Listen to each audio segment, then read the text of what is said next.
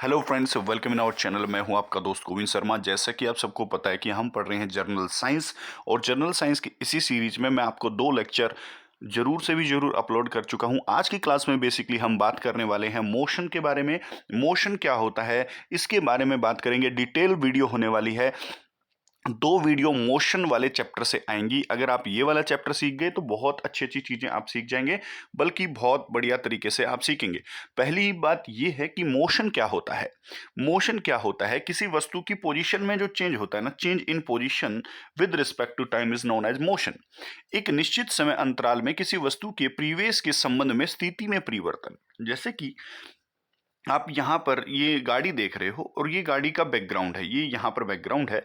अगर ये background change हो गया समय के अनुसार तो ये वस्तु मोशन में होगी। अगर ये बैकग्राउंड चेंज नहीं हुआ समय के अनुसार तो ये वस्तु आपकी किस चीज में होगी, ये वस्तु आपकी किस चीज में होगी, आपकी रेस्ट में होगी।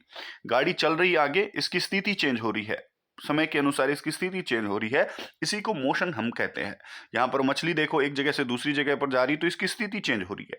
प्रत्येक चीज में किसी वस्तु की स्थिति चेंज होना क्या कहलाता है बेटा? आपका मोशन कहलाता है, गति कहलाता है। दैनिक जीवन में चलने, दौड़ने या गाड़ी चलने जैसी गतिविधियों को गति स्पष्ट होती है। एग्जाम्पल यहाँ पर दे रखे हैं, आपको बेसिक बेसिक बातें सिखाकर चलूंगा, फिर आगे करूंगा। अब यहाँ पर मोशन के टाइप अगर आपसे देखें तो यूनिफॉर्म मोशन यानी कि एक समान गति। एक समान गति का मतलब क्या है कि एक वस्तु समय अंतराल में समान दूरी तय करती है, उसको एक समान गति कहते हैं। यानी कि यहां देखो आप, 0 से 4 मीटर चला गया वो कितनी सेकंड में? 2 सेकंड में। फिर 2 सेकंड में वो 4 से 8 गया, तो यहां भी उसने 4 मीटर की दूरी तय की, यहां भी उसने 4 मीटर की दूरी तय की, और यहां देखेंगे तो यहां भी उसने 4 मीटर की दूरी तय की। समय लगभग सेम है। जब समय सेम हो आपका, यहां पर समय कितना है? सारे अंतरालों में 2 सेकंड का है। एक समान समय में समान दूरी, समान दूरी का मतलब यहां पर देख लो, 4 मीटर सभी सेट में वो 4 4 मीटर क्या कर रहा है? दूरी कर रहा है। यानी कि जब एक समय अंतराल में, एक फिक्स समय अंतराल में या एक जैसे समय अंतराल में एक जैसी दूरी तय की जाती है तो उस दूरी को हम एक समान गति कहते हैं। याद हो जाएगा? याद हो जाएगा। अगर ऐसा ना हो कि समय आपका सेम रहे और आपका क्या है, दूरी अलग अलग हो जाए, तो उसको असमान गति कहेंगे। जैसे कि आप देखेंगे 2 सेकंड यहाँ, 2 सेकंड यहाँ, 2 सेकंड यहाँ है, समय तो समान है लेकिन यहां पर हर सेट के अंदर दूरी की मात्रा अलग अलग है। यहां देखेंगे तो 15 मीटर गया वो, यहां देखेंगे तो 10 मीटर गया, वहां गया 1 मीटर। तो यहां तो 2 सेकंड में 1 मीटर जा रहा है, यहां 2 सेकंड में 10 मीटर जा रहा है, यहां 2 सेकंड में 15 मीटर जा रहा है। जब समान समय अंतराल में असमान दूरी तय की जाती है तो उस गति को असमान गति कहते हैं। आपको याद हो गया होगा, मेरे हिसाब से तो याद हो जाना चाहिए। अब की बार विश्राम व्यवस्था क्या है? विराम व्यवस्था क्या है? बिना किसी गति या स्थिति में परिवर्तन की व्यवस्था को हम कहते हैं विश्राम। तो विश्राम में किसी वस्तु में कोई अपने परिवेश में शाश्वत स्थिर रहती है कोई वस्तु, जब उसको हम ये कहते हैं।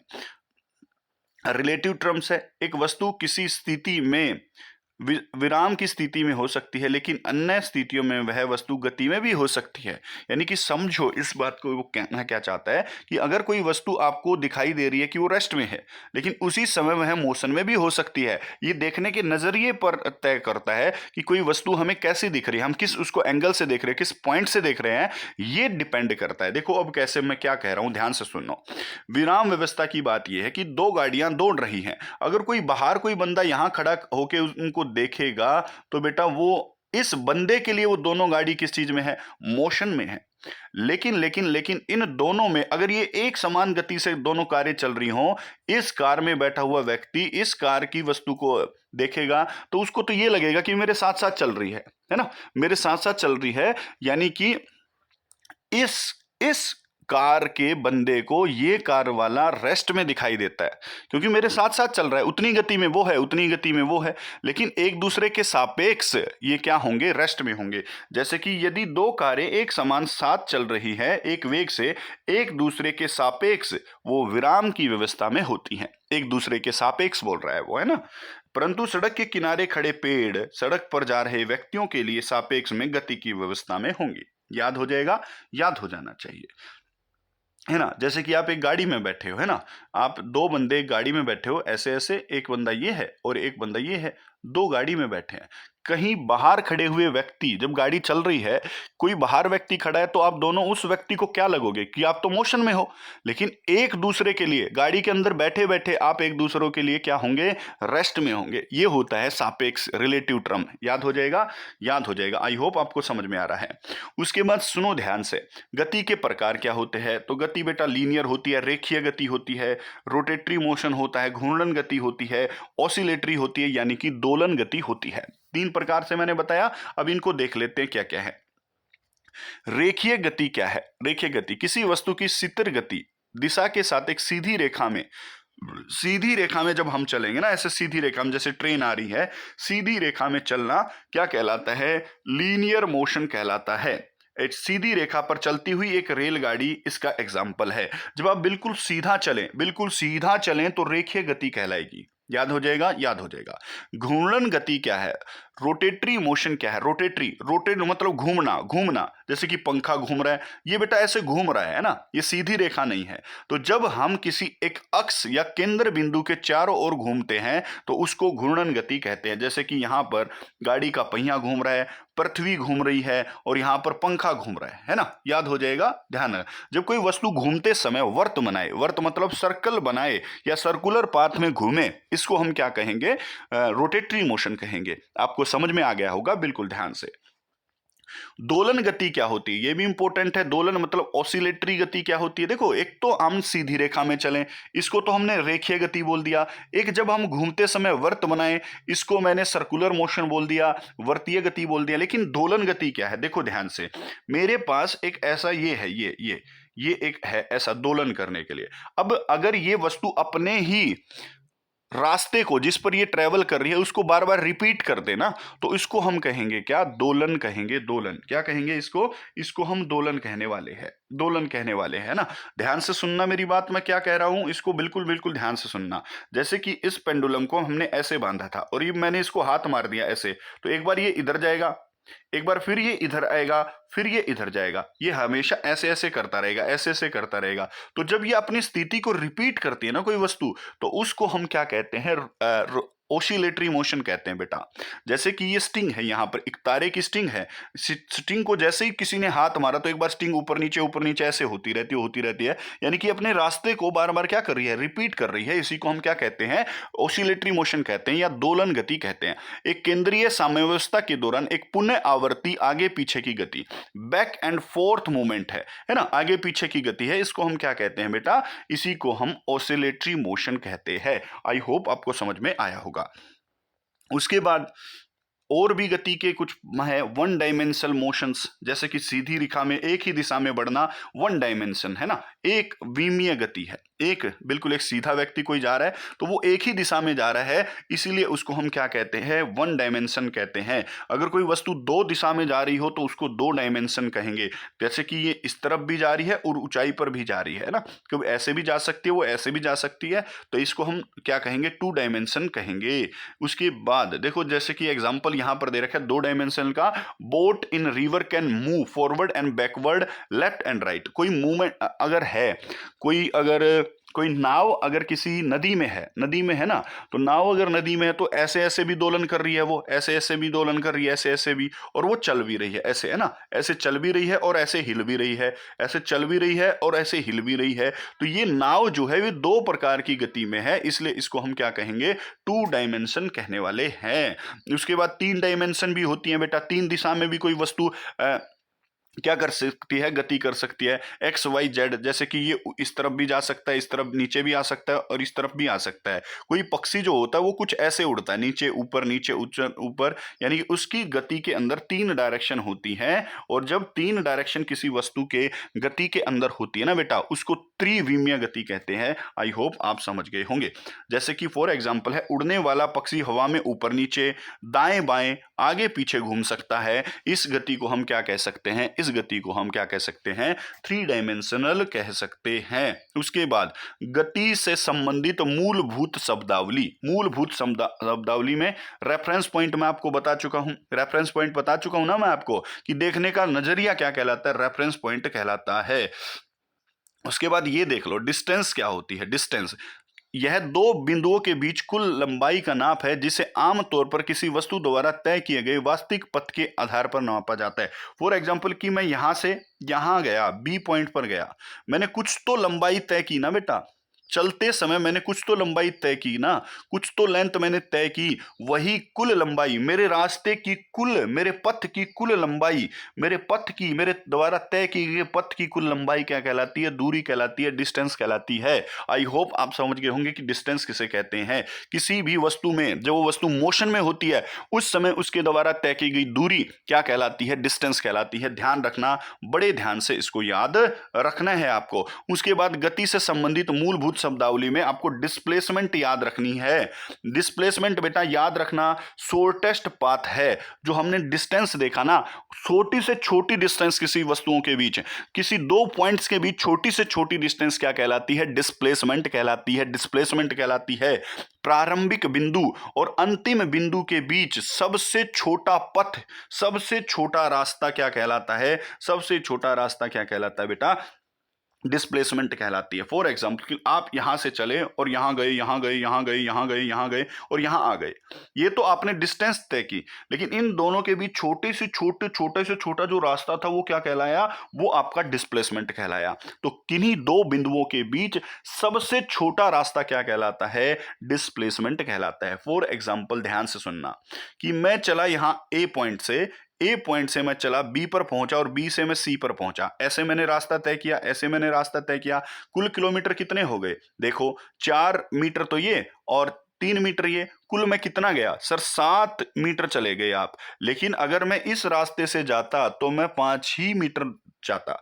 तो आपको अगर पूछे, आपसे अगर पूछे तो यहां से यहां जाने में डिस्प्लेसमेंट कितनी है, तो डिस्प्लेसमेंट आप ये नहीं बताएंगे कि 4 और 3 7 डिस्प्लेसमेंट है, नहीं, डिस्प्लेसमेंट छोटा रास्ता होता है, यानी कि इसमें 5 का डिस्प्लेसमेंट है। और अगर दूरी पूछे यहां से यहां जाने में दूरी कितनी होगी? 7 मीटर। यहां से यहां जाने में दूरी कितनी होगी? 5 मीटर। और जो भी छोटा आ रहा है वही डिस्प्लेसमेंट का मान होता है। ध्यान रखना, याद रखना। उसके बाद अगला है बेसिक टर्म इन मोशन। गति के संबंधित मूलभूत शब्दावली क्या है? चाल। चाल मतलब स्पीड है, किसी भी दिशा में किसी वस्तु की स्थिति में परिवर्तन। स्पीड भाई, किसी वस्तु की स्थिति में जितना चेंज आता है, किसके अनुसार? टाइम के अनुसार चेंज आता है, उसी को हम चाल कहते हैं। चाल का फार्मूला है दूरी बटे समय, यानी कि कितनी दूरी हमने तय की, कितने समय में हमने तय की, वो हमारा क्या कहलाएगा? चाल कहलाएगा। जैसे कि फॉर एग्जाम्पल आपने 10 मीटर दौड़ा, आपने 10 मीटर दौड़ा, 2 सेकंड में दौड़ा, तो 10 मीटर बटे 2 सेकंड, आंसर आ गया 5 मीटर चल रहे हो आप कितनी सेकंड में? 1 सेकंड में। यही आपकी स्पीड यहां पर रहने वाली है। उसके बाद स्पीड एक अदिश राशि है, यानी कि स्केलर क्वांटिटी है। इसमें दिशा का प्रयोग आमतौर पर नहीं किया जाता है। इसकी यूनिट अगर देखेंगे तो डिस्टेंस बटे टाइम, डिस्टेंस की मीटर होती है यूनिट और टाइम की सेकंड होती है, तो मीटर पर सेकंड इसकी यूनिट आ जाएगी। इसका विमीय सूत्र होता है MLT-1, इसका विमीय सूत्र होता है। और ये धनात्मक या शून्य हो सकता है, लेकिन ऋणात्मक नहीं हो सकती है। याद रखना कि स्पीड कभी भी माइनस में नहीं हो सकती है। क्या आप बोल सकते हो कि माइनस में दौड़ा? नहीं, माइनस नहीं हो सकती है। ध्यान रखने, याद रखें।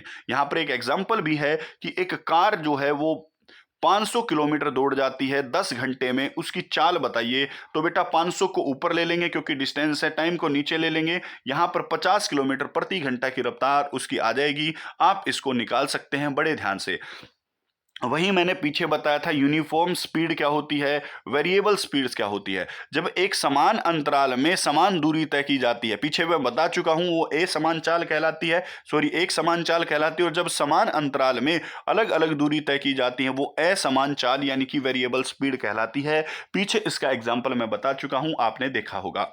उसके बाद चाल के प्रकार क्या होते हैं? चाल के प्रकार होते हैं बेटा, चाल के प्रकार, टाइप ऑफ स्पीड। औसत चाल, औसत चाल का मतलब क्या है कि बेटा हमने कुल कितनी दूरी तय की। फॉर एग्जाम्पल देखो ध्यान से कि मेरे को हरिद्वार जाना था और मैं यहां से चला हरिद्वार, और यहां मैं चला पहले 100 किलोमीटर, पहले मैं 100 किलोमीटर चला 4 घंटे में, पहले 100 किलोमीटर मैं 4 घंटे में चला। फिर भाई मैं अगले 100 किलोमीटर मैंने 6 घंटे में तय किए, अगले 100 किलोमीटर मैंने 6 घंटे में तय किए। तो मैंने कुल कितनी डिस्टेंस तय की? मैंने कुल डिस्टेंस तो सर तय की कितनी? 200 किलोमीटर। कुल डिस्टेंस कितनी है?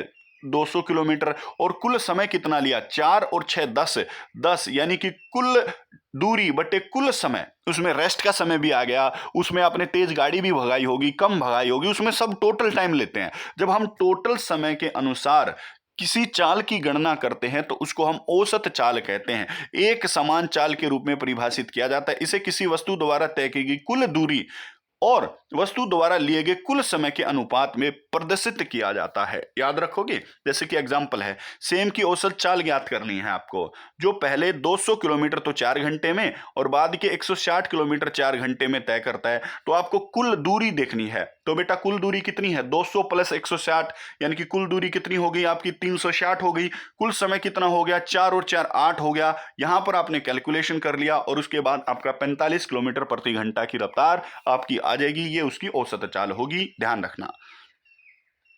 उसके बाद ये क्या होता है, इंस्टेंट स्पीड, तात्क्षणिक चाल क्या होती है। देखो आप ध्यान रखना, आप औसत चाल तो पूरी जर्नी की निकालते हो ना, लेकिन अगर आप जा रहे हो अपनी गाड़ी से और आपको स्पीड देखनी पड़ गई अपनी गाड़ी की, ये अब मैं कितनी स्पीड से चल रहा हूं, तो आपको आपकी गाड़ी स्पीड दिखाती है कि 60 से चल रहा है। कुछ समय बाद वो 62 की हो जाती है, आप और गाड़ी भगाते हो तो वो 72 की हो जाती है ना। जिस समय पर आप चाल देखते हो, यानी कि किसी एक पॉइंट ऑफ टाइम की चाल, बिल्कुल पॉइंट ऑफ चाल, उसको आप क्या कहते हो, उसको आप तत्क्षणिक चाल कहते हो। याद हो जाएगा, एक निश्चित क्षण के अनुसार जो चाल हम दिखाई देती है वो आपकी क्या कहलाती है, आपकी इंस्टेंट स्पीड कहलाती है। ध्यान रखेंगे, याद रखना इन बातों को, क्योंकि यही बातें ही याद रखने योग्य हैं। उसके बाद वेग क्या होता है, वेग मतलब वेलोसिटी होती है, और वेलोसिटी का फार्मूला होता है बेटा change in displacement with time, यानी कि विस्थापन में परिवर्तन समय के अनुसार। ये स्पीड ही होती है, लेकिन इसमें डिस्टेंस नहीं लेते, हम डिस्प्लेसमेंट की गणना करते हैं। जब डिस्टेंस की गणना करेंगे तो स्पीड निकलेगी, और जब हम बेटा डिस्प्लेसमेंट पर गणना करेंगे, विस्थापन पर गणना करेंगे, तो यहां पर आपका क्या निकलेगा, वेग निकलेगा। स्पीड एक अदिश राशि थी, लेकिन वेलोसिटी एक सदिश राशि है। इनकी मात्रक और विमीय सूत्र सेम होते हैं। ये ऋणात्मक हो सकती है, धनात्मक हो सकती है, शून्य भी हो सकती है, कैन बी पॉजिटिव, नेगेटिव और जीरो हो सकती है। इसको ध्यान रखना, स्पीड कभी जीरो नहीं हो सकती, लेकिन वेलोसिटी जीरो हो सकती है। इसको ध्यान स्पीड जीरो हो सकती है, वेलोसिटी भी जीरो हो सकती है, वेलोसिटी नेगेटिव हो सकती है, लेकिन स्पीड नेगेटिव नहीं हो सकती है। इसको आपको ध्यान रखना है, इसको आपको याद रखना है। उसके बाद वेग के प्रकार भी वही होंगे, मैं पीछे बता चुका हूं आपको। असमान वेग और असमान वेग व एक समान वेग, वो दोनों एक ही बात है, वो पीछे मैं पढ़ा चुका हूं आपको। औसत वेग वही होता है जो स्पीड का होता है, मैंने बता दिया। कुल डिस्प्लेसमेंट बटे कुल समय वही है, कुल डिस्प्लेसमेंट बटे कुल समय। तात्क्षणिक वेग भी वही होता है जिस क्षण पर आप देख रहे हो। ये तो प्रकार ठीक है। उसके बाद त्वरण क्या होता है, त्वरण यानी कि एक्सेलरेशन क्या होता है, जब समय के अनुसार वेलोसिटी चेंज होती है। Change in velocity with respect to time is known as क्या, वेलोसिटी एक्सेलरेशन। एक्सेलरेशन वेलोसिटी में बदलाव एक्सेलरेशन कहलाता है। याद रखना, वेग में परिवर्तन बटे समय में परिवर्तन कहलाता है। अब देखो वेग दो प्रकार का होता है, ध्यान रखना। एक तो इनिशियल वेग और एक होता है फाइनल वेग। फॉर एग्जांपल देखो ध्यान से, फाइनल और क्या बोल रहा हूं मैं, अभी 10 मीटर पर सेकंड की रफ्तार से भाग रहा हूं, 10 मीटर, और मैंने अपनी चाल को बढ़ाकर 40 मीटर पर सेकंड कर दिया। तो इस गणना में बताना मेरे को, इस गणना में मेरी शुरुआती चाल कितनी है, मेरी शुरुआती वेग कितना है, 10 मीटर पर सेकंड, और मैंने बढ़ाकर कितना किया, वो तो मेरा फाइनल है ना। तो वेलोसिटी दो प्रकार की होती है बेटा, एक तो इनिशियल, एक फाइनल। एक प्रारंभिक वेग और एक होता है अंतिम वेग। जो प्रारंभिक वेग होता है उसको हम u से दर्शाते हैं, और जो फाइनल वेग होता है उसको हम v से दर्शाते हैं। अब हमने अभी सीखा था कि एक्सेलरेशन होता है वेलोसिटी में बदलाव, समय के अनुसार वेलोसिटी में बदलाव त्वरण कहलाता है ना, यही देखा। तो बदलाव कैसे निकलेगा, अंतिम मान से पहले वाला मान घटा दो, बदलाव तभी निकलता है। तो एक्सेलरेशन का फार्मूला अगर आप देखेंगे तो एक्सेलरेशन का फार्मूला है फाइनल वेलोसिटी से इनिशियल वेलोसिटी को घटा दो और टाइम से भाग कर दो, त्वरण का फार्मूला आ जाएगा। अंतिम वेग माइनस प्रारंभिक वेग बटे समय क्या कहलाता है, आपका एक्सेलरेशन कहलाता है। एक क्वेश्चन निकालना आप, किसी वस्तु कि कोई वस्तु 10 मीटर पर सेकंड के वेग से भाग रही है और उसने अपनी चाल 40 मीटर पर सेकंड कर दी 10 सेकंड में, किसी वस्तु ने अपनी स्पीड 10 से बदलकर 40 मीटर पर सेकंड कर दी, ऐसा उसने 10 सेकंड में किया है, तो उसका एक्सेलरेशन निकालिए। एक्सेलरेशन क्या होगा ये आपको निकालना है। कमेंट बॉक्स में आप इसकी गणना मेरे को भेज देंगे। धन्यवाद। तो चलें आगे चलते हैं। त्वरण आपने सीख लिया मेरे हिसाब से। त्वरण, त्वरण जब भी किसी वस्तु का वेग समय के साथ बढ़ता है तो उसका त्वरण क्या होता है, धनात्मक होता है, पॉजिटिव होता है ना। कोई वस्तु का समय के अनुसार अगर वेलोसिटी बढ़ रही है, वेलोसिटी अगर उसकी बढ़ रही है तो बेटा सीधी बात है वो पॉजिटिव हो जाएगा एक्सेलरेशन। और समय के अनुसार अगर वेग घट गया तो बेटा ये नेगेटिव हो जाएगा एक्सेलरेशन। और नेगेटिव एक्सेलरेशन को हम क्या कहते हैं, मंदन कहते हैं। मंदन यानी कि रिटार्डेशन इसको कहा जाता है। ध्यान रखना, याद रखना। एक क्वेश्चन कर लेते हैं यहां पर। एक स्कूटर 10 मीटर पर सेकंड की वेग से 4 सेकंड में 20 मीटर पर सेकंड की यात्रा करता है। स्कूटर का त्वरण निकालिए। बेटा अंतिम कितना है, 20 है। शुरुआती कितना है, 10 है। सेकंड कितने हैं, 4। तो बेटा अंतिम को ले लेंगे पहले, शुरुआती को ले लेंगे बाद में, टाइम को ले लेंगे नीचे। आंसर आ जाएगा 2.5 मीटर पर सेकंड स्क्वायर। यहां पर इसका सही आंसर होगा। उसके बाद त्वरण भी वही है बेटा, आप सबको पता है कि असमान और एक समान त्वरण होता है। इसका ध्यान रखना, याद रखना। त्वरण के प्रकार वही है, औसत त्वरण, ये सब कुछ यही है। वेग में कुल परिवर्तन और कुल समय। जब कुल समय की बात करेगा औसत, जब एक बिल्कुल एक छोटे पॉइंट ऑफ टाइम की बात करेगा तो इंस्टेंट हो जाएगा, उसमें कोई दिक्कत नहीं है। वो पुरानी ही डेफिनेशन है, इसको बार बार पढ़ेंगे तो याद हो जाएंगी ये सारी बातें, कोई दिक्कत नहीं है। उसके बाद यहां आ जाओ, ये काम की चीजें हैं। विस्थापन समय ग्राफ यानी कि डिस्प्लेसमेंट टाइम ग्राफ। देखो हम कैसे किसी चीज को याद कर सकते हैं। अगर हमने वेलोसिटी यहां दिखानी है तो वेलोसिटी दिखाने के लिए किसी ग्राफ में हमें दो चीज लेनी पड़ेंगी। वेलोसिटी किस चीज पर डिपेंड करती है, एक तो डिस्प्लेसमेंट पर और एक टाइम पर। दो ही चीजों पर डिपेंड करती है, दो ही चीजों पर डिपेंड करती है वेलोसिटी। एक तो क्या, डिस्प्लेसमेंट यानी कि विस्थापन पर, और एक टाइम पर। क्योंकि डिस्प्लेसमेंट बटे टाइम ही वेलोसिटी कहलाता है। डिस्प्लेसमेंट बटे टाइम ही क्या कहलाता है, वेलोसिटी कहलाता है। तो डिस्प्लेसमेंट और टाइम का ग्राफ हमें क्या देता है, हमें वेलोसिटी देता है बेटा। अगर हम टाइम और डिस्प्लेसमेंट का ग्राफ खींचेंगे तो ये हमें क्या देगा, ये हमें वेलोसिटी की गणना करवाएगा। इसको बिल्कुल बिल्कुल नाप लो, ध्यान रखना। अब देखो पहला ग्राफ क्या कहलाता है, इनमें से पहला ये रहा, ये रहा। देखो अगर ये बढ़ रहा है, ऐसे बढ़ रहा है, ऐसे, ये पहला ग्राफ ऐसे जा रहा है ना, ऐसे, यानी कि डिस्प्लेसमेंट बढ़ रही है। ऊपर जाएगा तो डिस्प्लेसमेंट बढ़ेगी। इसको देख लो एक बार, ग्राफ देखने की तरीका। इस तरफ जाएगा, ज्यादा जाएगा तो इस तरफ टाइम बढ़ेगा, ऊपर ज्यादा जाएगा तो डिस्प्लेसमेंट बढ़ेगी। क्योंकि ऊपर की तरफ क्या है, डिस्प्लेसमेंट है, इस तरफ टाइम है। तो जब आपका ग्राफ ऊपर की तरफ जा रहा होगा तो डिस्प्लेसमेंट बढ़ेगी, टाइम कम लगेगा। देखो टाइम कम और डिस्प्लेसमेंट ज्यादा। जब टाइम कम और डिस्प्लेसमेंट ज्यादा है तो वेलोसिटी इंक्रीज होगी। ऐसे देखो इंक्रीज होगी ना, यहां इंक्रीज हो रही है, ऐसे इंक्रीज हो रही है। उसके बाद दूसरा ग्राफ देखेंगे। ऐसे आपको एक ग्राफ दे देगा, देखो ऐसे ऐसे एक ग्राफ खींच के दे देगा पेपर में, और यहां पर लिख देगा डिस्प्लेसमेंट, यहां पर लिख देगा टाइम, और ऐसे देख देगा। और आपसे बोलेगा इसमें वेलोसिटी घट रही है, इसमें वेलोसिटी बढ़ रही है, इसमें क्या हो रहा है, ये पूछ लेगा आपसे। और आपको बताना पड़ेगा घट रही है बढ़ रही है। तो ऐसा देखो डिस्प्लेसमेंट बढ़ रही है तो वेलोसिटी बढ़ जाएगी। अगर डिस्प्लेसमेंट घट रही हो, दूसरे नाम का ग्राफ देखो, देखो डिस्प्लेसमेंट घट रही है, ऐसे नीचे आ रहा है, तो वेलोसिटी भी घट जाएगी। तीसरा देखेंगे, तीसरा ग्राफ क्या कहता है। तीसरा ग्राफ यहां पर क्या कहलाता है, देखो ना तो घट रहा है ना बढ़ रहा है, सीधा जा रहा है ऐसे, ना घट रहा है ना बढ़ रहा है, यानी कि सेम रहेगी वेलोसिटी, एक समान रहेगी वेलोसिटी। तो अगर आपसे ये पूछ ले एक समान वेलोसिटी का ग्राफ क्या है, तो तुरंत ऐसे एक लाइन खींच के बता देना, उसको एक लाइन खींच के बता देना। अगर आपसे पूछे घटने वाला ग्राफ कौन सा है तो ऐसे करके बता देना।